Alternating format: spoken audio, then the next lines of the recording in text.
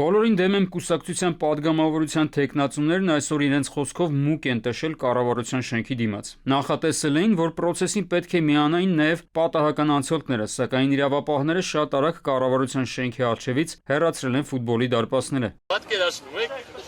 անկախ Հայաստանի պատմության մեջ առաջի անգամ սկսնակ քաղաքական ուժին խոչընդոտել են մուկ տշի։ Պլաստմասից գոլերից ահաբեկված, այս գոլերը տարան։ Բոլորին դեմ եմ կուսակցության պատգամավորության թեկնածուները բացատրել են, որ այս ակցիայի նպատակը ներկա քաղաքական process-ների իրական էության մերկացումն է։ Նաև ներկայացրել են, թե որոնք են ընտրություններին մասնակցության նպատակն ու թիրախները։ Առաջինը վերադարձնելու ենք բոլորին դեմ վանդակը, որ միշտ քաղաքացին կարողանա գնահատական տալ բոլոր քաղաքական ուժերի խաթթով։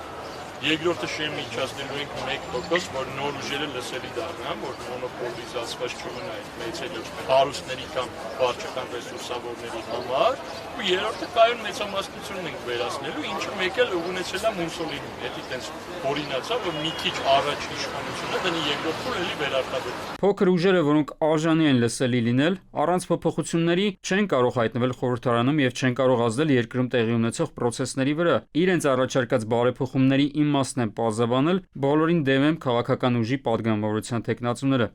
Արմեն Աթելյան, ժամը լրատվական։